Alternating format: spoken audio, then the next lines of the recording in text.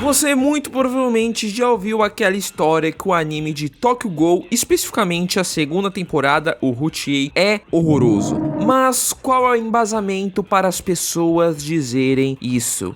É realmente tão ruim? Bom, eu sou o Mate e decidi rever Tokyo Ghoul Routier enquanto eu lia o mangá para perceber cada diferença, até mesmo as mais bobas entre cada versão, e hoje eu vim aqui trazer elas pra vocês. E é óbvio que esse vídeo vai ter spoilers de Tokyo Ghoul, mas se você não se importa, se você já viu, vamos direto para o vídeo. E rapaziada, um rápido adendo aqui, porque eu não vou mostrar muita imagem do anime, na real nem vou mostrar a imagem do anime, e as imagens do mangá que eu mostrar, cara, vai ser umas bem censuradas ou bem rápida mesmo, por um motivo. Eu vi esse vídeo aqui do linkzinho, eu tô com medo hoje em dia, tá? Então eu vou tentar ao máximo não mostrar muita coisa, então eu peço desculpa. No futuro, quem sabe eu possa fazer esse vídeo reeditado, mas eu quero evitar hoje em dia, tá? Espero que vocês entendam, mas vale a pena aí ver o vídeo, ok? Então deixa um like aí e se inscreve no canal e vamos lá pro vídeo. Porque o início do Tokyo Ghoul Routier é uma sequência direta do que aconteceu na primeira temporada, ou seja, voltamos ao final do arco da invasão da CCG na base da Aogiri. E cara, essa parte aqui foi completamente dilacerada. Que modo horroroso de começar um anime. Completamente cortada e não apenas isso, censurada. Mudando até mesmo ordem de alguns eventos que faziam sentido para a história, para outros lugares que não faziam o menor sentido. Começando pela batalha do gerente Yoshimura contra os investigadores. Além da introdução que foi bem menos explicativa e bem menos impactante sobre quem era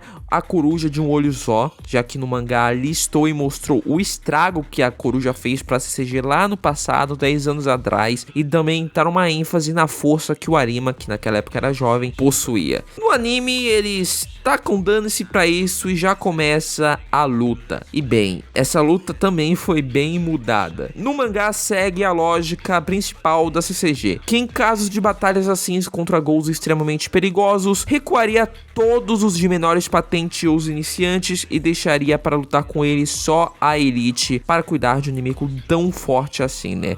Até pros próprios não atrapalharem a próxima geração que está se formando, né? Enfim, o Amon é dessa geração que estava se formando, mas fez uma birra absurda para lutar e não consegue lutar, obviamente, inclusive só sendo convencido quando o investigador Shinohara deu um soco na cara dele. No anime, Shinohara aceita o Amon lutar e então aconteceu essa luta, né? Agora, sobre o decorrer dela, eu não tenho mais nenhuma reclamação pra falar. Só que o mangá tinha muita mais gente dando suporte para esses investigadores que estavam lutando, tá? Mas não é tão grave assim não, pra gente dar uma ênfase. O que também pegou meio mal é a luta dos irmãos Kirishima, que assim como no mangá, é curta aqui no anime, mas minha nossa, cara. Ela é curta no mangá principalmente porque mostra muito, mas muito flashbacks. E simplesmente o anime fez o quê? Cortou todos esses flashbacks pra colocar só um pedacinho dele no futuro, numa batalha que nem no mangá tem, e só pra falar que botou, porque, pelo amor de Deus, também foi botado de uma maneira bem merda. Eu já chego lá quando eu chegar nessa parte. Até porque a todo momento na obra original o Ayato demonstrava o porquê dele estar completamente irritado com a Touka, porque ela estava seguindo o mesmo caminho de viver entre os humanos que levou à ruína do pai dos dois, o Arata Kirishima. No caso sobre o Arata, ele só é citado no final da luta no anime, quando do nada a Touka, sem contexto algum, chamou o nome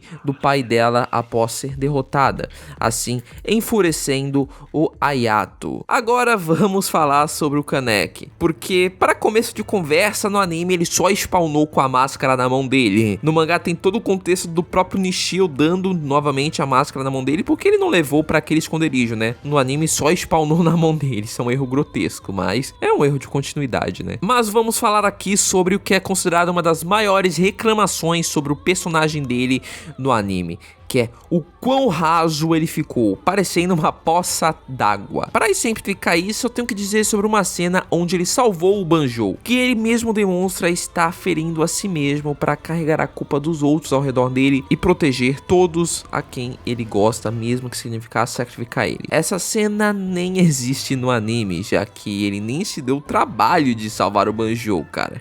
Quem teve que salvar o Banjo foi o desgraçado do Tsukiyama, cara. O que eu acho que nem combina muito muito com a personalidade do próprio, tá ligado? Inclusive, esses dois se juntaram posteriormente, o Tsukiyama e o Banjou. Eles se juntaram posteriormente para ir atrás do Kaneki. E me desculpa, cara, eu não consigo ver esses dois trabalhando juntos sem um elo que unisse os dois. Já que no mangá, para isso ocorrer, eles estavam trabalhando juntos do Kaneki. Então, sem o Kaneki entre os dois, fica meio, sei lá, como se o Bolsonaro e o Boulos estivessem trabalhando juntos, tá ligado?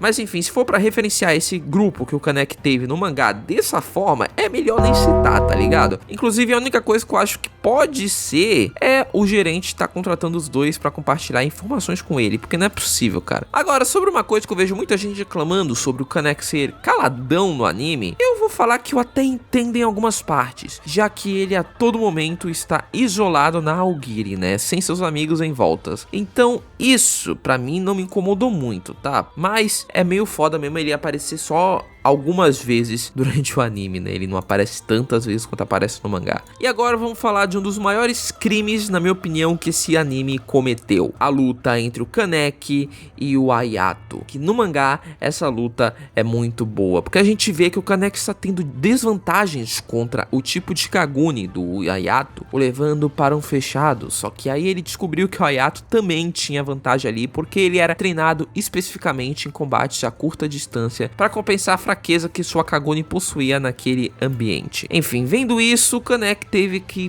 partir para outra estratégia, desestabilizar o Hayato emocionalmente, dizendo saber os motivos por trás do Hayato estar na Aogiri, que indiretamente ele estava tentando proteger a Touka, o que é uma referência clara a um flashback que teve do Arata que não mostrou no anime, onde o próprio estava pedindo pro Hayato a todo momento cuidar da irmã dele, né? O Hayato, quando ouviu isso, sentiu uma mistura de vergonha com raiva, se desconcentrando e indo para cima sem pensar muito, virando uma presa fácil pro Kaneki dar um bote e vencê-lo. Inclusive com um certo nível de sadismo para dar uma mensagem para o Hayato, dizendo que por respeito a Touka, o Kaneki só vai matá-lo pela metade, quebrando 103 dos 206 ossos que o Hayato possuía, dizendo que essa dor que ele estava sentindo naquele momento nem era comparável ao que a Touka estava passando por todos esses anos por causa da imaturidade que o Hayato teve. É uma parte da hora, né? Então, tudo que eu disse simplesmente não acontece no anime. Isso incluiu essa parte do segredo e nem isso foi tão impactante desse jeito, cara, porque não aconteceu essa coisa que o Kaneki fez nele, nessa, entre aspas, ator e dura, né, pro YouTube não me censurar aqui, e tudo isso foi substituído por uma das lutas mais genéricas que eu já vi na história. Essa luta é tão genérica que se colocasse esses dois num campo aberto, eu diria que foi uma batalha de um isekai aleatório. Então eles são interrompidos pelo Noro, que pegou o Hayato e saiu vazado, né? E por falar em Noro, mano, vamos lá. Porque tem uma luta muito entre aspas, tá? Entre o Yomo, Uta e Tsukiyama contra ele. Tanto no anime, tanto no mangá. Mas qual é o problema, Mate? O problema é o contexto, meu amigo, já que no anime botaram essa luta numa parte mó aleatória que se cortassem eu nem sentiria falta. Agora no mangá, meu amigo, o Ishida usa o Yomo para mostrar o quão cansado mentalmente o Kaneki estava. Já que logo após o Noro chegar para resgatar o Hayato, o Kaneki estava pronto para lutar contra ele, até que sentiu em seu ombro um toque, que era o Yomo dizendo para ele que poderia descansar ali. Palavras simples que o desmontou e o fez entrar num grande conflito mental, já que ele estava pronto para se sacrificar pelo bem daqueles que se importavam para ele. Mas ouvir aquelas palavras de alguém que estava incluso nessa lista o levou para esse conflito interno dele, e também para mostrar as consequências e os traumas que o Kaneki adquiriu. Mas é bem triste que isso se perdeu, né? Porque no anime o Noro só tem um momento meio bosta dessa luta dele contra o Yomo e os outros, e quando ele pegou a Yatra ele só pegou e saiu vazado. O Kaneki ficou tipo, ah, tá bom, pode pegar esse cara aí e sair e vazar, tá ligado? É uma merda essa luta. Eu já falei tudo isso que parece até mesmo que se passaram 2 episódios, né? Mas, meu amigo, eles encaixaram tudo isso em 12 minutos do primeiro episódio e que se dane, tá ligado? Quando eu percebi isso, eu fiquei incrédulo. Mas vamos lá. No mangá, antes do fim da operação, ainda tem uma luta entre o Amon e os irmãos Beans. O que eu tenho quase certeza que aconteceu na primeira temporada. Então eu não vou botar isso como uma cena que foi tirada, mas por dúvida eu vou citar aqui, tá ligado? Agora, uma coisa que não faz o menor sentido é que quando o Amon vê o Kaneki no anime nessa cena, ele nem olhou para a cara do Kaneki e já presume que é ele, tá ligado? As vestimentas não tinha nada a ver com a do Kaneki e também o cabelo, ele nem olhou a cara. Enfim, no mangá já tem mais sentido essa cena, né? Porque além do Kaneki tá com a máscara dele no momento, os dois se encararam um pouco. Eu fico pensando como os caras erram uma cena, uma continuidade dessas, velho. O pior de tudo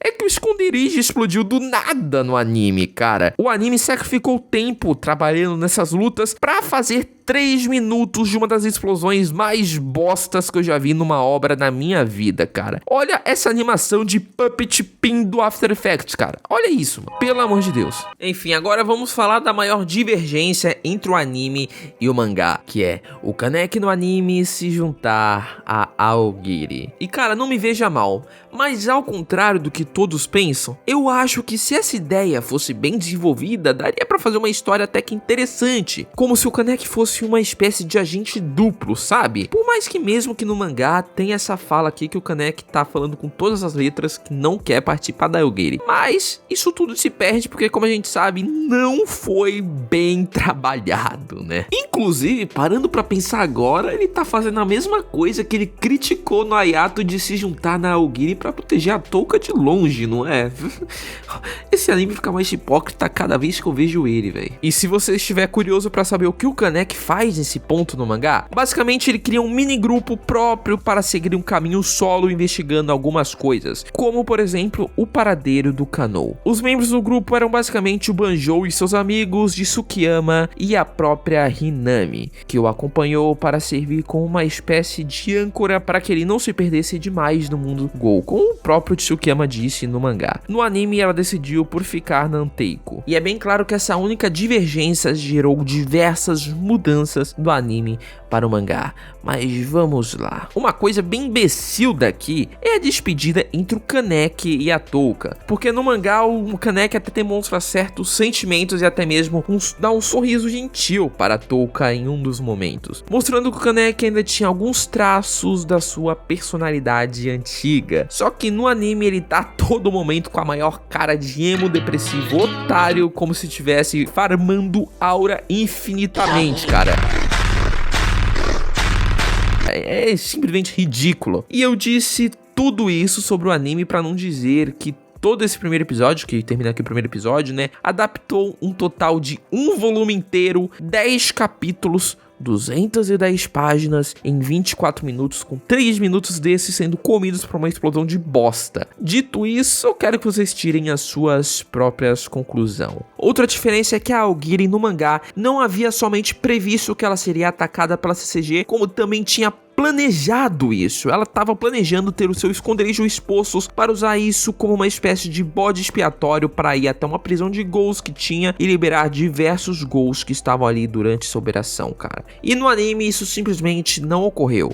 Essa invasão à prisão vai ocorrer no futuro, tá? Mas pra ter alguma coisa assim de plano da Aogiri, colocaram no anime que após todo o acontecimento, o Kaneki conquistou 2 distritos inteiros para a Aogiri porque aproveitou da CCG estar fraca naqueles distritos por causa dessa operação. E o segundo episódio do anime não é tão ruim quanto o anterior. E óbvio que aconteceram alguns rushes e cortes de cena, como por exemplo eles tiraram a cerimônia de promoção da CCG e também a primeira aparição do Arima do anime. Porém, fora isso, só tem mudanças bem levianas, com a mais perceptível delas sendo a investigação que está sendo o foco para mostrar o poder de dedução da Akira Madou, que no mangá ela tá falando sobre o Gourmet, que baseando-se em suas ações nos últimos meses, o Gourmet estava atrás de uma grande empresa e não queria chamar muita atenção dela nesses momentos, e por isso não estava em tanta atividade nesse momento. Já no anime ela estava falando do Gol Glutão, deduzindo-se ser uma mulher e que talvez essa esteja morta dado que não age há mais de 6 meses, atribuindo isso também a talvez existir uma organização que controlava a a alimentação dos Ghouls no 20º distrito, que talvez havia silenciado a Rize, que estava chamando muita atenção ao 20º distrito por causa da sua alimentação desenfreada. Dois diálogos completamente diferentes, mas também igualmente interessantes. Essa mudança provavelmente ocorreu porque essa fala do gourmet tinha um contexto do que iria acontecer logo em seguida, porque a CCG no mangá havia achado a localização do restaurante Ghoul, e quando chegaram lá para fazer uma operação, perceberam que no dia anterior aquele restaurante Ghoul teve uma grande confusão. Um Ghoul invadiu lá e fez diversas vítimas ali. Essa parte no anime é substituída pelo resgate que o Kaneki e o Ayato fizeram ao veículo do Naki, porque do nada a Kuro e a Shiro apareceram para atacar o Kaneki e o Ayato ali, não fazendo o menor sentido, cara. Que ela tava ali, mano, não faz o menor sentido, e eu vou dizer o porquê agora, falando o contexto do porquê elas apareceram no mangá pela primeira vez. Porque vamos lá. O Kaneki e o seu grupo estavam atrás do Dr. Kanou antes que a Aogiri pudesse o recrutar, e para isso eles estavam investigando o seu paradeiro. E através do Tsukiyama eles tomam conhecimento de uma mulher que participava do restaurante Ghouls, que de um tempo para cá apareceu do nada com diversos humanos e Ghouls modificados em laboratório. E que isso poderia ter alguma coisa a ver com esse médico Kanou, que muito provavelmente gostava de fazer essas experiências malucas. E então, com a ajuda do Tsukiyama, o Kaneki invadiu o restaurante e foi atrás da Madame Ei, matando todos os Ghouls que viam ao longo do caminho. E essa Madame Ei estava sendo protegida pela Kuro e pela Shiro, a mando do Kanou. E ali ocorreu um combate entre o Kaneki e essas duas, com o Kaneki percebendo que ele não era o único meio Ghoul e que o Kanou estava sim trabalhando em alguma coisa. Além de perceber que elas tinham a mesma Kagune que ele e a Rize, ou seja, ele foi investigar a Rize após isso. Só que no anime, elas só apareceram lá do nada, batalharam de graça contra o Kaneki e o Ayato, revelaram que tinham apenas uma Kakugan, com o Kaneki percebendo que a Kagune delas também era da Rize, e com elas, depois disso, sumindo do nada, sem contexto algum, e o Kaneki nem vai investigar o que carambas tinha acontecido ali, cara. Tipo, qual é o papel delas no roteiro, mano? Não tem papel nenhum, porque eles botaram ela aqui então, cara. Mano, o roteiro desse anime é uma bosta, velho. E no mangá a gente sabe que logo depois dessas informações que o Kaneki conseguiu, ele vai investigar um pouco mais sobre a Rize, indo até o Distrito 6 e tal. Se quiserem saber um pouco mais sobre isso, tem um vídeo inteiro no canal resumindo o Tokyo Ghoul. E por isso eu não vou perder muito tempo com isso aqui, porque é uma parte bem grandezinha, tá? Agora, voltando ao anime, depois de tudo isso, apareceu finalmente um traço do Kaneki ter um certo nível de compaixão com alguém. Logo com o Naki, que inclusive, como ninguém contou para o Naki que quem matou Yamori foi o Kaneki, cara. Tipo, vou ignorar isso, tá? Agora, indo pra outro plot que se perde aqui no anime. No mangá, a CCG suspeita muito de quem foi a pessoa que informou aonde estava o esconderijo da Aogiri, traçando as câmeras e descobrindo que quem denunciou foi o Hide, que estava estagiando lá. Então o Maruji chamou ele e pediu a versão dos fatos, não acreditando muito na versão que o Hide deu. Porém, decidiu dar um voto de confiança a ele e colocou para estagiar na equipe do Amon e da Akira. Porém, no anime ele não tem o mínimo de curiosidade para saber como e quem denunciou o negócio da Aogiri, porque talvez foi até um próprio Ghoul da Aogiri que tinha denunciado, né? Mas no anime ele simplesmente caga para essa informação. Burro! Incompetente. A única coisa que não se perdeu, né, é que o Hide tá estagiando lá dentro da CCG e que a Akira demonstra um certo nível de desconfiança que há algo por trás do Hide, algo que também ela mostra no mangá. Porém, o anime nunca elaborou o porquê e se essa desconfiança dela tem embasamento, né? Agora, bora falar de mais uma cena sem sentido algum com o roteiro do anime e que foi usada apenas como uma conveniência absurda só para o Amon e a Akira estarem na prisão na hora da invasão da Aogiri. Vamos lá. No mangá, o Maruji manda o Amon ir até o Donato Púrpura, que, caso do caio de paraquedas aqui, é o Ghoul que criou o Amon no orfanato. E por isso, o Maruji mandou ele para ver se o Donato Púrpura tinha alguma informação relevante sobre a invasão a Aogiri àquela prisão, já que o mesmo talvez tenha visto ou ouvido alguma coisa. Agora, cara, no anime, mano, pelo amor de Deus, ele só manda o Amon fazer umas perguntas bem bem genérica, sendo que essa invasão ainda nem tinha acontecido, cara. O Marude do anime é tão burro que ele espera que magicamente um Gol preso há uns 20 anos soubesse de uma organização que só começou a agir recentemente, cara. Por que merda de roteiro é esse que eu tô vendo aqui, cara? Não faz o menor sentido, coerência nenhuma, mano. Essa parte da prisão, cara, é um dos roteiros mais vagabundos que eu já vi num anime. E eu tenho uma raiva tão grande dela, principalmente porque ela comeu por inteiro uma parte que eu gosto muito do mangá, que é todo o arco de investigação do Kaneki sobre o Kanou até a invasão ao laboratório dele. Resumidamente, para você que quiser saber, o Kaneki está investigando diversas coisas, como eu disse. Além da Madame A, ele vai até o hospital em que ele operou para ver se achava alguma dica de onde o Kanou poderia estar, encontrando uma enfermeira que cuidou dele lá. E quando ele tentou capturá-la para ter algumas informações sobre Kanou, a Aogiri chegou antes e é nesse contexto que ele batalha contra o Naki e também logo depois contra o Sachi, levando um pau tremendo desse último, que posteriormente o fez focar pra caramba em treinar o próprio corpo e aprender diversas artes marciais para uma revanche e também para se auto-aprimorar. Depois dessa falha, ele descobre algumas informações da Madame A, consegue a encontrar, a tortura e vai até o laboratório do Kanou, onde ele batalhou de novo com o Sachi e no meio da batalha ele encontra o próprio Dr. Kanou, que eu já repeti um monte de vezes o nome dele, desculpa, que revelou os seus planos e que também Rise estava viva.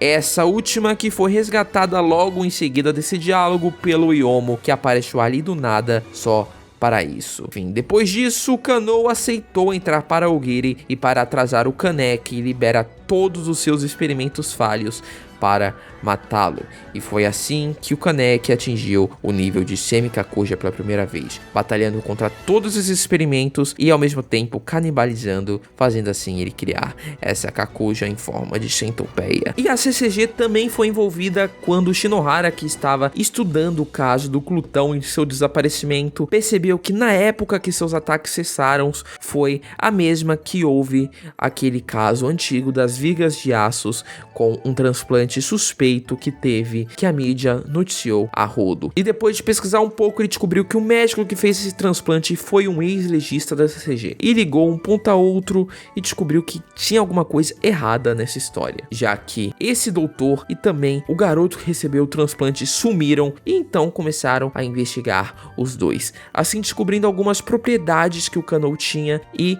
vendo uma muito suspeita indo até lá, ao mesmo tempo que a própria Aogiri e o grupo do Kaneki foram, assim rolando todo esse arco. Mas no anime nada disso ocorreu, como se Kanou e Rise fossem nada para a história, não tivesse importância nenhuma. Enfim, o Kanou até chegou a aparecer no Routier, porém só por um frame do primeiro episódio, pra você ter ideia, não faz o menor sentido. E sobre a CCG descobrir sobre o Kaneki e o Kanou, eles até pesquisaram no anime, cara, mas ficou subentendido, tá ligado? Que o Houjou foi lá, percebeu alguma coisa e não Houjou, foi o Houji.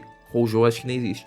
O Houji foi lá, descobriu isso, foi até o hospital, investigou e não descobriu nada, porque o anime simplesmente taca o foda-se. Que merda de vida. Talvez o Kanou tenha se juntado por vontade própria off-screen para alguém, ele vai saber, né? Isso é só uma teoria que eu tenho. Enfim, esse arco inteiro que eu resumi aí em cima foi trocado por uma invasão bosta a uma prisão que a Aogiri fez, onde teve as batalhas mais genéricas da história, batalhas até sem sentidos como Sachi e Kaneki, e todo um rolo entre o Kaneki e Kakuja versus o Shinohara. Eles basicamente só pegaram as lutas importantes do mangá e adicionaram nessa algazarra toda, pouco se lixando para o contexto. Só houve duas lutas originais nesse arco, e duas bem bostas por sinais. Uma que foi o Houji contra o Tatara, que diga-se de passagem foi horrorosa, e também um Ayato contra o Shinohara. Batalha essa que lembra que eu falei que o flashback do Arata aparecia ainda no anime, só que de uma maneira resumo do resumo? Apareceu aqui,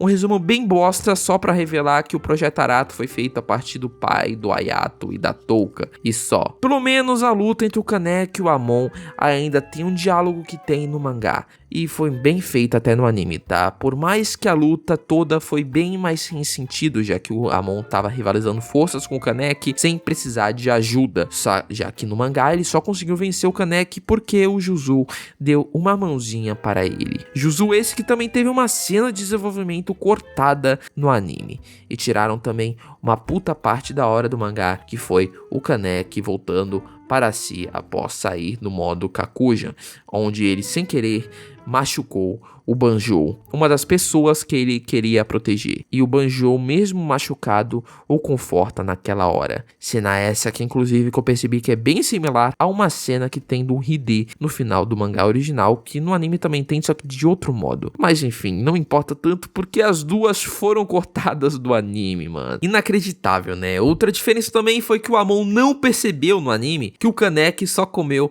a Kinki do Shinohara. Pelo amor de Deus, cara.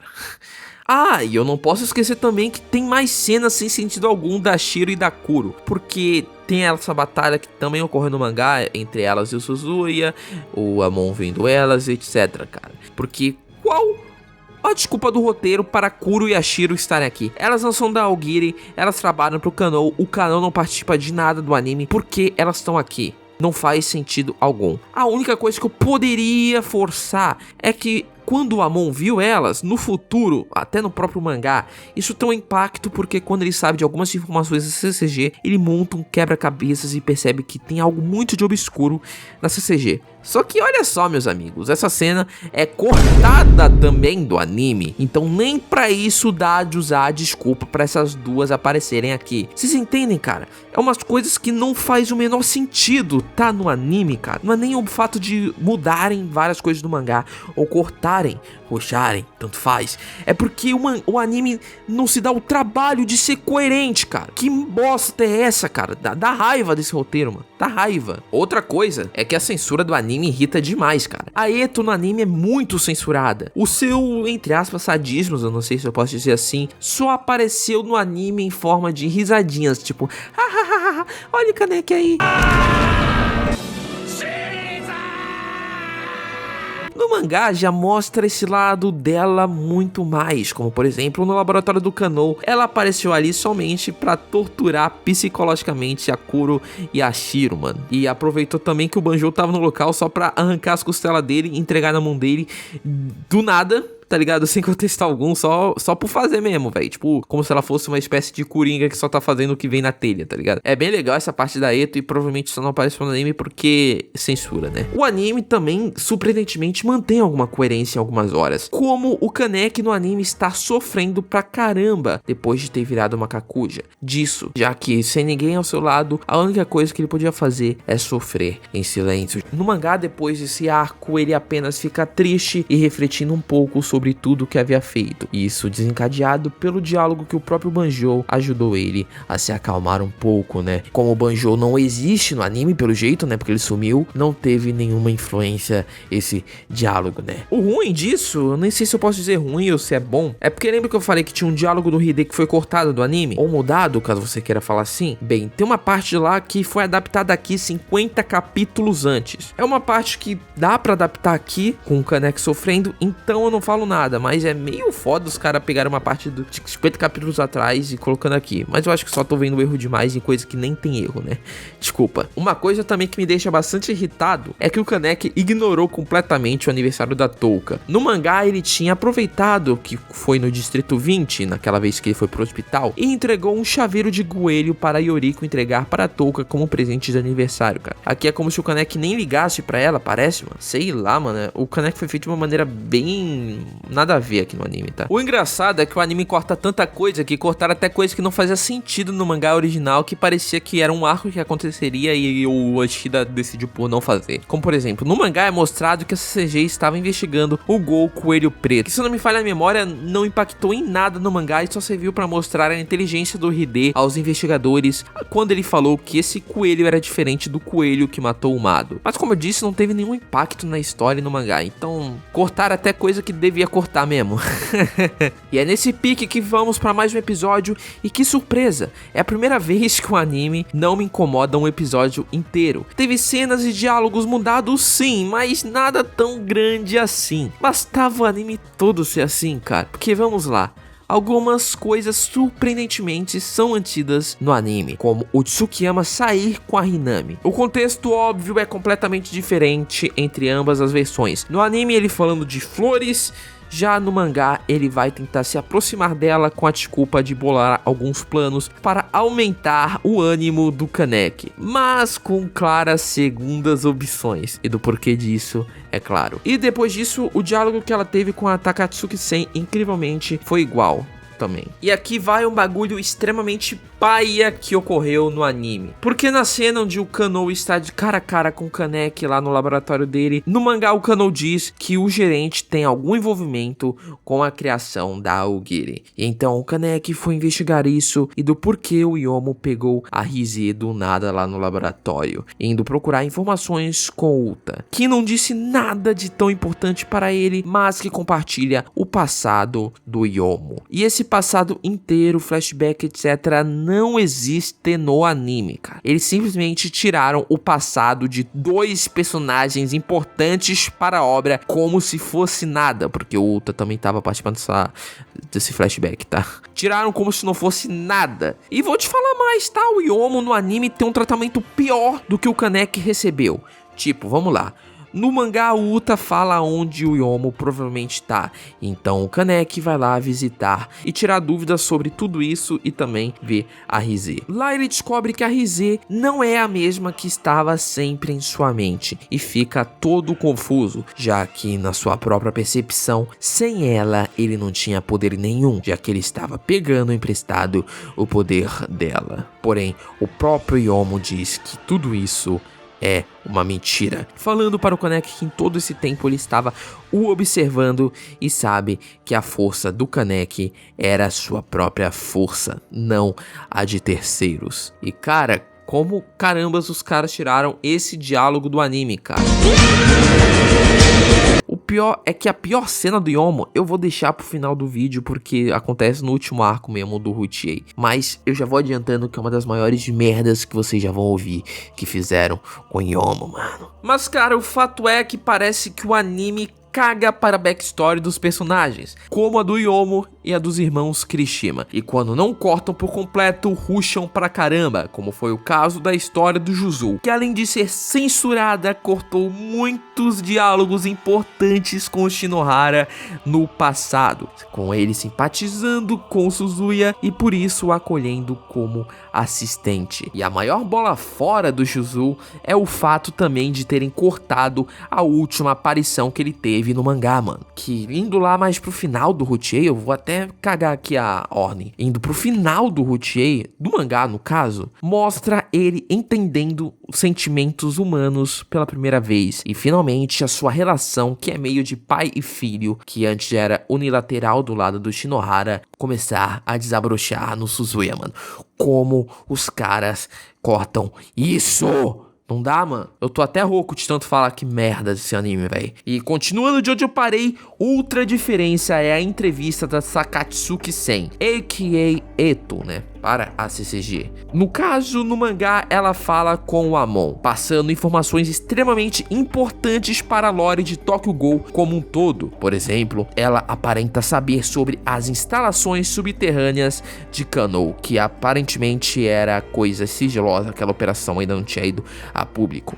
E diz que o dono daquele imóvel é o mesmo dono de uma empresa de importações e exportações chamada Sphinx, cujo principal parceiro comercial antigamente era a própria CCG, vendendo soluções RC para ela, que caso você não saiba, é basicamente a essência de gols que eles usam para fazer as kinks dos investigadores. E não somente isso, mas a própria propriedade pertencia também à CCG, e que o dono posteriormente foi misteriosamente atacado por gols, e a CCG não fez nada para investigar isso. Isso aqui, cara, cria uma gigantesca pulga atrás da orelha do Amon, que vai conectando peça a peça do quebra-cabeça e percebendo que há algo muito errado com a CCG. Inclusive é aqui também que a Shiro e a Kuro têm importância para o Amon, né? Porque elas são as filhas do dono dessa empresa que morreu. Elas eram humanas e agora estavam como ghouls. O Amon sabia muito bem que algo estava muito errado debaixo dos panos. Agora no anime, cara... ela só apareceu convenientemente para perguntar para o Shinohara se era possível um humano se transformar em Ghost, com a desculpa que aquilo era para o próximo livro dela, e também para tapar um outro furo de roteiro, falando que havia um rumor no 20º distrito sobre uma cafeteria chamada Anteiko e os seus funcionários. Assim o Shinohara soube do Kaneki e foi fazer uma visitinha lá mais tarde. Só que aí que tá, essa parte da visitinha, cara, ocorreu bem antes no mangá, que é naquele momento do mangá que eu disse que o Shinohara soube que poderia ter alguma conexão entre aquele acidente das vigas de aços com o glutão e o garoto transplantado. Então ele foi fazer uma visitinha na Anteiko e confirmou que havia algo de estranho ali, tanto no anime quanto no mangá, como por exemplo a garçonete com claros sinais de desnutrição e também vômitos recentes, e principalmente com um gerente que ele percebeu que estava acobertando o sumiço do Kaneki. Agora no anime ele foi lá só agora, né, uns 20 capítulos depois do que era pra ter acontecido no mangá, no caso. Mas antes dessa cena aí ocorreu outra, do Kaneki indo visitar o gerente. Eu não sei o motivo do anime pra ele ter feito isso, mas no mangá eu já disse, né, o Kaneki foi saber um pouco mais do passado dele com a Aogiri. O anime não revela logo de cara, mas ao longo de alguns episódios vai mostrando os diálogos que eles tiveram ali nessa conversa. Então eu não direi exatamente que eles cortaram ou ruxaram algo, só colocaram em momentos oportunos no anime. Então aqui não é nenhum ponto negativo ou positivo. Algo bacana também é que o Kaneki aqui no anime percebe que há de certo modo alguma semelhança entre a história dele e a do gerente, e se põe um pouco no lugar dele. Além de eu achar que a história também foi melhor contada no anime, tá? Aqui eu vou ter que dar um ponto positivo pro anime. Além disso, que em certo dia no anime apareceu diversas pessoas na cafeteria que pareciam conhecer o pessoal dali. E basicamente eu acho, cara, eu tenho minhas suspeitas que eram o pessoal que era da gangue do Koma e da Irimi. Aqui eu vou ter que dar um ponto positivo se realmente foi isso, tá? Agora, outra cena original do anime que eu também gostei foi na noite anterior à operação de extermínio à coruja, onde o Shinohara voltou a Andeiko para tomar um café com eles. E mano, é uma dinâmica bem estranha, mas interessante entre o gerente e o Shinohara que o anime adicionou aqui. Como se realmente, cara, se eles tivessem se conhecido em outro mundo, ou até mesmo no futuro, né, eles seriam bons amigos. Em geral, esses foram bons adicionais que eu lembro que o anime teve. E logo após a visita que o Kaneki fez a Anteiko, ocorre a cena da ponte. E sinceramente, cara, o anime adaptou até que bem fielmente ela, mano. Eu até me surpreendi na hora. O quê?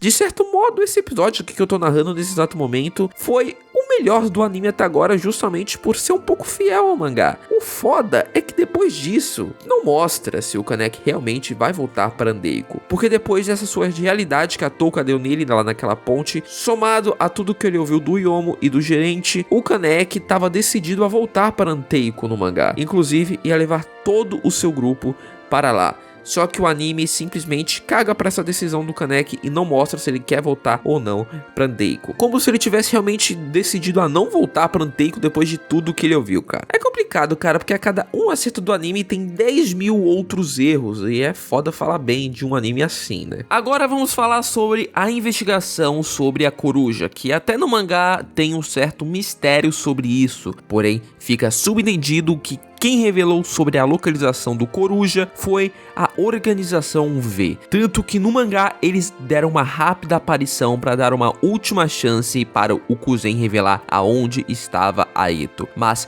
ele se recusou a ajudá-los e no outro dia houve a operação da CCG. E isso se perdeu no anime. Porém, claro que quem levou essa ideia de ter duas corujas para os cabeças da CCG foi o Shinohara e o Iwao Kuroiwa. Tanto no anime, tanto no mangá. Porque os dois suspeitavam da aparência das duas e também dos modus operantes delas. Porém, no anime, o Iwao teve uma participação menor nisso. Agora, antes dessa operação começar, eu tenho que destacar dois pontos. O primeiro é que o Yomo é quem avisa ao gerente do que irá ocorrer no dia seguinte. O anime só ocultou o fato de que o Yomo só soube disso porque o Kaneki contou para ele.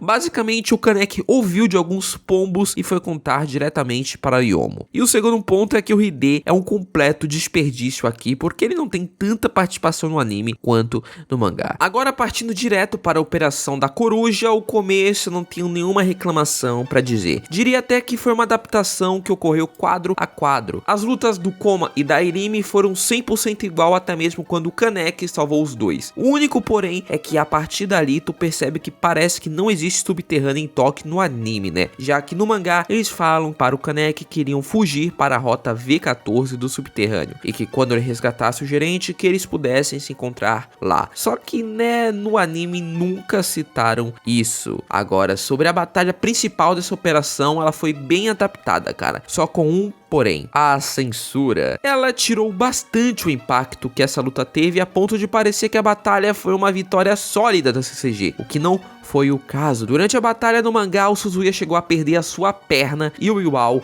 a sua mão, além de todos eles penarem até demais para matar a coruja no mangá. Já no anime parece que não teve consequência nenhuma, porém ele tentou se redimir colocando uma cena de, entre aspas, mortes do gerente Yoshimura, que foi um adicional que eu confesso que foi até que da hora, mas eu não consigo ignorar essa censura não, tá ligado? Outra coisa bacana que o anime adicionou também é que no mangá ele levou a luta pros prédios por vontade própria. Já no anime ele tava tentando fugir um pouco para pensar mais quando ele ouviu que o Goto Tapa-Olho havia chegado no local para atrapalhar essa operação. Agora, quando a Eto chega, cara, não tem nem comparação. É muito superior no mangá, cara, e é até engraçado que o dano que o Suzuya era pra ter recebido na batalha contra o gerente, ele recebeu agora quando a Eto chegou, né? Vai entender. Mas eu até entendo que deve ser complicado mesmo adaptar todas as páginas da Eto sem precisar de muita censura, né? Porém, agora vamos sair um pouco dessa batalha principal pra falar de um problema que me deixa realmente pistola. O Yomo bunda mole do anime, cara. Basicamente, o papel do Yomo nesse arco era levar a Touka e a Hinami para longe, mesmo contra a vontade delas. E quando ele foi fazer isso, obviamente a Touka não aceitou e queria ir lá ajudar o pessoal, né? Então ele disse que todas as pessoas que estavam lutando era por uma espécie de punição pessoal pelos seus pecados do passado. A Touka obviamente tentou refutar ele, dizendo que ela também tinha alguns pecados que ela deveria pagar também. E aqui é quando ocorre a maior palmolice da história jamais antes vistas. Vamos lá. No anime, o Yomo ouve isso e age como se ele tivesse sido completamente refutado e deixou, inclusive, a Touka ir em direção à batalha, cara. Nossa, essa parte é muito ruim. Esse responsável do caramba, cara, só apareceu de novo quando a Touka ia realmente fazer uma merda gigantesca e levou ela forçadamente. Pelo menos isso. Mas até nisso é foda, cara, porque ele quase deixou ela ser vista pela CCG, mano. Que roteiro bosta do caramba do anime, cara. Agora no mangá isso não ocorre, porque quando ela respondeu para ele lá, quando eles ainda estavam na casa dela, ele contra-argumenta, dizendo que agora não era hora dela sofrer algum tipo de punição, e sim refletir sobre si mesma antes que fosse tarde demais para ela crescer como pessoa e saber o significado do sacrifício dos outros, levando-a forçadamente dali. Ela e a Hinami, no caso, né? Você percebe a diferença que um ato faz na personalidade dos dois Yomos e do quanto a gente pode gostar dele, cara. É complicado. E ok, depois desse momento de raiva que eu tive, vamos voltar um pouco ao normal. Porque agora tem mais um diálogo fiel ao mangá, que foi quando o Kaneki encontrou o Nishio e o Tsukiyama apareceu lá para tentar detê-lo. Inclusive, finalmente o Kaneki do anime mostrou alguma expressão diferente de seu aura farm infinito que ele tava. Uma coisa que eu senti falta dele no anime inteiro, né? Com ele sorrindo. A única coisa que eu senti falta dele no anime foi da sua dúvida sobre o do porquê o gerente fazia tudo aquilo por todos eles danteico. Porém, eu não achei tão grave assim pra dar um ênfase nesse corte, tá? Por mais que eu esteja dando. Agora vamos voltar para diferenças que ocorrem, né? Que no mangá, Kaneki contra Amon aconteceu em paralelo a Coruja versus Investigadores, enquanto no anime a batalha do Kaneki só ocorreu depois que Yoshimura já foi derrotado. E sobre essa batalha, ela estava igualzinha ao mangá, cara, até o momento que o Amon puxou a Dojima. E aí que ocorre uma diferença brutal, porque no anime ele só evoluiu ela, tá ligado? E foi batalhar contra o Kaneki, esse que após receber o dano ia virar uma Kakuja, mas consegue se controlar e lutar normalmente, cara. Com o fim da luta luta dos dois sendo somente o Kaneki levando um dano considerável, mas não tão grave, e o Amon ficando inconsciente. Porém, no mangá, essa batalha foi bem mais brutal. Para começo de conversa, que quando o Amon pegou a Dojima, ele recebeu junto um protótipo de atualização de Arata, deixando ele bem mais veloz e forte, fazendo assim o Kaneki ter que recorrer a Kakuja inconscientemente, e uma batalha brutal ocorreu, culminando no Kaneki ficando mortalmente ferido e o Amon sem um braço e também inconsciente. Porém, infelizmente, essa mudança é até que entendível no anime por dois motivos. Primeiro, a cena que o Kaneki aparece posteriormente, ele teria que ficar sóbrio no anime. E segundo, que é a censura, né? Outra coisa que eu não entendi muito bem no anime é que fumaceira toda é essa que tava ocorrendo na batalha inteira, cara. Parecia que eles estavam lutando na casa do Snoop Dogg, tá ligado? Tanto aqui quanto quando eles batalharam lá na prisão, cara. É sério, eu não entendi isso não, mano. Eu até esqueci de citar anteriormente. A partir daqui, uma parte inteira do mangá é refeita ou descartada. Pra começar, por Takizawa, que no mangá foi ele que foi atrás do Amon para Kira não se complicar com seu superior por desobediência. E quando ele foi lá, ele deu de cara um Tatara que estava ali para capturar o Amon para usar ele como cobaia para os experimentos do Kanou. E esse aqui foi o primeiro encontro entre os dois, tá? Então ele viu que o Takizawa estava usando uma Kinki que era a mesma Kagune de um amigo morto do Tatara, e o Tatara percebeu que ele era o assistente do Hoji e por isso o capturou para o levar como cobaia, dando como comida também para o Noro, que inclusive no anime o Noro comeu ele por completo, cara. Não foi nenhuma parte, mano. Tipo, como eles vão reutilizar o Takizawa pro rei se o Noro comeu ele por completo aqui, mano? Mas vamos lá, né? Porque antes disso ocorrer do Takizawa ser capturado, o Amon tinha acordado e iria lutar contra o Tatara.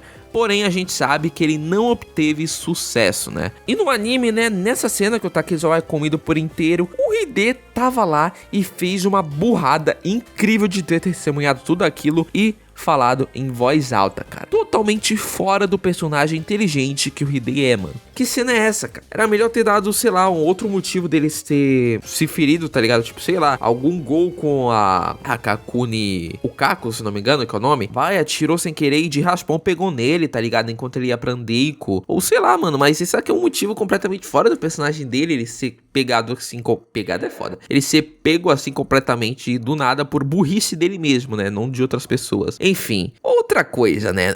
O Kaneki no mangá saiu da luta contra o Amon, como eu disse, completamente enlouquecido, e também é aqui que acontece aquela cena que eu mostrei do mangá, que ele fala que nesse tempo todo quem estava sendo consumido era ele. E então ele vai para o subterrâneo e é lá onde ele encontra o Hide, que tenta o ajudar a sair tanto da sua loucura, tanto também daquele local. Nem que para isso ele tivesse que dar a própria carne para o Kaneki consumir para se recuperar, saindo de lá rapidamente antes do Kaneki recobrar consciência e o poupar de ver o que ele havia feito com o próprio melhor amigo. Porque quando o Kaneki acordou, ele desconfiava que alguma coisa ocorreu, mas ele preferia acreditar que aquilo foi uma ilusão da cabeça dele, né? Então indo direto para a rota V14 do subterrâneo, que era lá onde a Irimi havia dito para o Kaneki que ela iria levar os feridos e fugir dali. Quando ele chegou lá, ele se deparou com diversos cadáveres no chão e apenas uma figura enigmática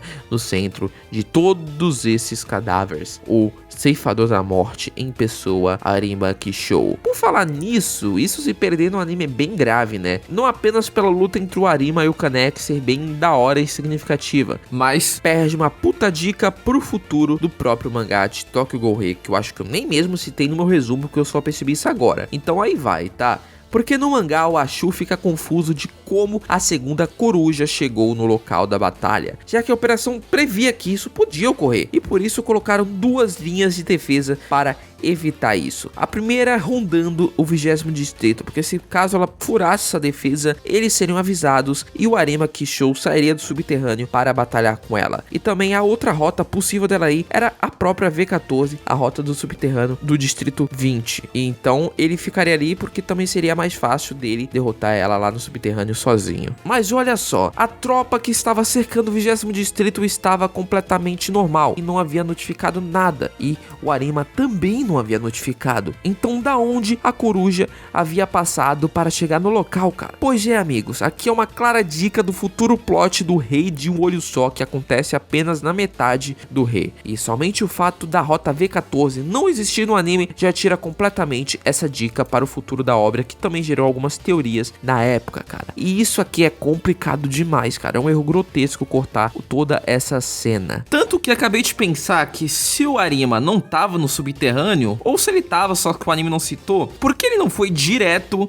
lutar contra a coruja? Tá ligado? Tem umas inconsistências quando eles não citam a rota. Parece que ela existe, só que não foi usada, tá ligado? Eu não sei direito o que eu posso pensar sobre isso. Porque se ela não existisse, o Arima tava direto lá, tá ligado? Não faz sentido. Outra coisa também que se perdeu foi a cena, entre aspas, da morte do Kaneki em seu próprio subconsciente, como uma cena do caralho. Mas se perdeu, né? Agora, voltando para a batalha da Eto, por essa batalha está ocorrendo em paralelo à luta que estava acontecendo entre o Kaneki e o Arima no mangá. Eles colocaram aqui diversos investigadores para batalhar contra ela. E diversos figurantes também morreram, mas mostrou um verdadeiro impacto que ela teve a CCG naquele local. Uma verdadeira luta brutal. Ó a mina lá da Madoka, velho. Ó o Satoru Gojo, mano.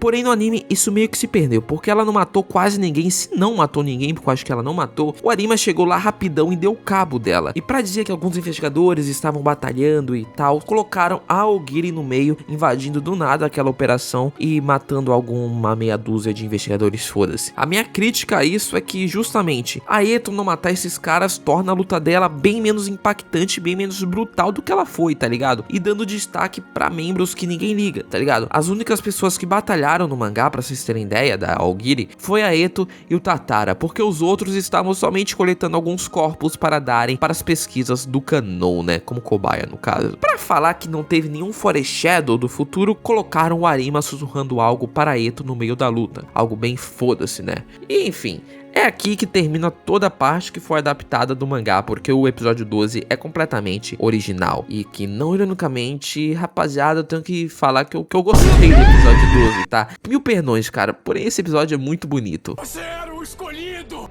Foi dito que você iria destruir o Sith, não se unir a eles! O episódio vai do começo até a sua metade dele com uma conversa bem interessante e pessoal entre o Hide, que tava quase batendo as botas naquela hora, com o Kaneki lá dentro da Anteiko. O Hide aqui deixa claro que sempre soube que o Kaneki havia se tornado Gol, porém que não se importava se o Kaneki era isso ou aquilo, mas sim quem o Kaneki era. Depois dessas conversas bem longuinha e bem da hora de se ver, o Hide morre e o Kaneki então pegou o seu corpo e o carregou em direção à tropa principal da CCG que estava no local. Numa cena, cara, que eu gosto, cara, eu gosto muito dessa cena, mil desculpas. E bem, enfim, a cena é muito boa, também tem um significado bem interessante no meio dela, que mostra o que diversos investigadores perderam durante essa luta, e também mostra a OST, que é a famosa versão acústica de Unravel, que, cara, é muito boa essa música, tá? Fora isso, também eu achei legal que em alguns frames o cabelo do Kaneki ficou preto, que era como se o anime quisesse simbolizar que ele ainda tinha um lado humano nele.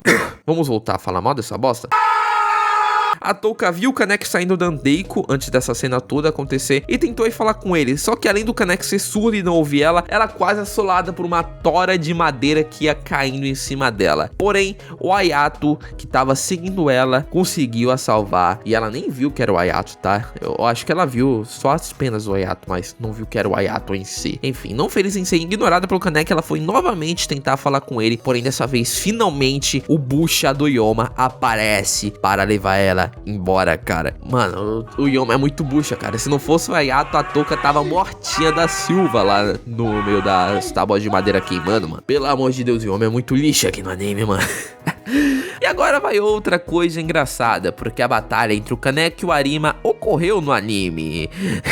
Porém, ela foi inteiramente a Fisquen, cara. Parem! É hora do show! E ainda mostraram uma cena totalmente censurada do Arima ficando em pé com a Kink dele fincada no solo sem ninguém ali, nem mesmo o Kaneki tava ali. Que é uma clara referência a quando o Arima fincou a Kink dele nos olhos do Kaneki, né, fazendo ele perder os dois. Só que aqui o Kaneki não tava por questão de censura, né? Mano, a diferença é simplesmente brutal, velho. Nenhum melhor episódio escapa de ser bizarro, mano. Olha esse anime, velho. Se bem que o melhor episódio eu acho que é o 8, por ser fiel ao mangá. O pós-créditos do anime é bem diferente no mangá, já que no mangá mostrou mostrou o Sasaki Rise, né? Porém aqui optaram por mostrar a Touka abrindo sua cafeteria. O que eu fico pensando, isso aqui é um gancho para o anime do rei. Eu quero pensar como carambas adaptaram esse monte de furo no Tokyo Ghoul Re, tá ligado? Tipo, o que eu mais fico pensando é que o Hide aqui foi de F, cara. E eu até veria o anime do Re pra ter essa coisa adicionada. Mas eu só vou fazer isso, né? Eu vou chutar um número de views absurda, tá ligado? Que eu sei que eu não vou bater. Vai. Se eu chegar a 50 mil views, eu tento falar o quanto o anime do Re é rushado. Só que como eu sei que eu não vou chegar, eu não vou gravar. E cara, depois de editar todo o vídeo, eu achei mais uma coisa aqui pra falar sobre que, pesquisando, eu achei que em 2015 tava circulando algumas imagens na internet que eu não sei verificar a veracidade. Porém, eu direi aqui pra vocês que é basicamente o que eles diziam que era o roteiro principal de como seria isso, só que por algum motivo, por algum caramba de motivo, esse roteiro mudou ao longo da produção até vir essa bosta que a gente viu hoje, né? Mas além das imagens, eu achei até aqui um resuminho, que basicamente o Kaneki continuava em contato com aquele grupo do Tsukiyama, tá? Que basicamente o Kaneki ainda tinha esse grupo dele, entre aspas, do mangá. Ele tinha entrado na Aogiri, porém, ele mantinha contato com esse grupo secundário, onde o Kaneki também teria um esconderijo para esse segundo time dele, aonde a Hinami também viveria lá. E também o arco do Kanou iria acontecer no anime, aonde até mesmo o Kaneki foi com a Aogiri pegar informações com a enfermeira e meio que ele deixou ela viver depois dela passar, só que ele foi obrigado a comer ela pelo próprio Tatara. O que seria uma cena extremamente interessante se ver no anime. Eu não sei como caramba também não teve alguma cena do tipo no anime original, né? Parecia que o Kaneki tava totalmente livre pra ele fazer o que quiser na Aogiri. E também iria ocorrer a invasão ao laboratório do Kanou, só que o Kaneki iria lá sozinho junto do Ayato, o Naki e o Tsukiyama, aonde ele ia batalhar também com a CCG, e lá aconteceu os mesmos eventos do mangá, né? O Kaneki falou com o Kanou, o Yoma apareceu e pegou a Rise, saiu fora, vazado, né? E o Kanou se juntou a Aogiri. O que não aconteceu aqui foi a batalha contra o Sachi. O Sachi, na real, nesse plano original, ele estava preso ainda na prisão dos Ghouls, que a Aogiri também queria invadir. Só que nesses esboços não fala se eles invadiram ou não, beleza? E uma outra diferença que também teria do mangá é que o Kaneki, ele não iria ver a Rise, quem iria ver foi a Touka. O que também, de certo modo, manteria a cagada de não ter a cena do Kaneki no anime, né? E esse foi mais ou menos um resumo do que eu consegui extrair através desses esboços. Eu não vou mostrar eles aqui, né, porque eu não sei se pode, mas se você fizer uma rápida pesquisa, como por exemplo o Tokyo Ghoul Original Drafts, você vai achar alguns posts do Tumblr de 2015 com essas imagens e com a tradução delas. É bem interessante, tá? Tanto que eu tô dando um adendo aqui e mostra que talvez o anime tivesse um pouco de potencial pra ser algo que ele não é, né? Enfim, esse foi o fim da minha experiência vendo Tokyo Ghoul Hutiei e também o final desse vídeo. E rapaziada, mais uma vez eu peço desculpa por não mostrar nenhuma cena do anime, mas aquele vídeo do Linkzinho realmente me deu um real medo sobre o que poderia acontecer com o meu canal, então me perdoem. O final do anime também cortou o final do mangá. E caso queiram saber o que teve no final que não apareceu aqui no anime, foram cenas cortadas como a Akira chorando pelo Takezawa e o Amon, que estavam desaparecidos, o Juzu demonstrando a sua humanidade e também uma cena inteira mostrando todos os membros dos palhaços. E falando em palhaços, se eu não me engano, palhaços em francês é Pierrot, que é justamente o nome do anime. E se o anime todo é ruim desse jeito, por um plano dos próprios palhaços?